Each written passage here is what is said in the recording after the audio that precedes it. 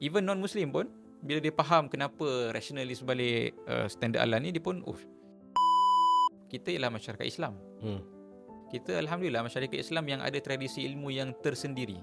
Hatta dalam masyarakat Islam pun, kalau kita compare dengan Islam Arab, Islam Eropah, Turki Islam dan sebagainya. Afrika dan sebagainya, kita ada our own unique identity and tradition of knowledge.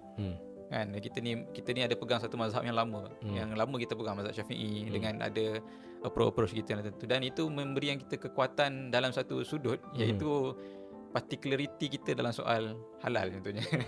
Kalau orang lain mungkin tak kisah sangat. Ni pengalaman peribadi pun dah kan. Kita pergi negara-negara Islam lain, tak ada kisah sangat pun kan. Dia assume negara Islam halal lah makan. Tak ada yang tanya pun. Tapi kat sini kita sampai ke tahap standardkan benda tu in such secara ilmiahnya. Dia bukan lagi hukum hakam yang tersimpan dalam buku. Dia bukan just culture. Dia telah di-standardkan menjadi satu benda yang ada ilmunya, ada seninya, ada code of conductnya, and now has even menjadi satu industri yang tersendiri. Sebab marketnya besar. Kan, market ada 2 bilion paling kurang umat Islam. Even non-Muslim pun bila dia faham kenapa rationalis balik standard halal ni, dia pun nak. Jadi market tu besar. So contoh-contoh di mana kita boleh identify benda yang sepatutnya. Dan hatta memang dalam dasar halal negara pun saya tengok kerajaan sedar bahawa kita dalam konteks itu, kita ni first mover. Ketika orang lain tak develop sampai ke tahap tu, kita dah pergi jauh.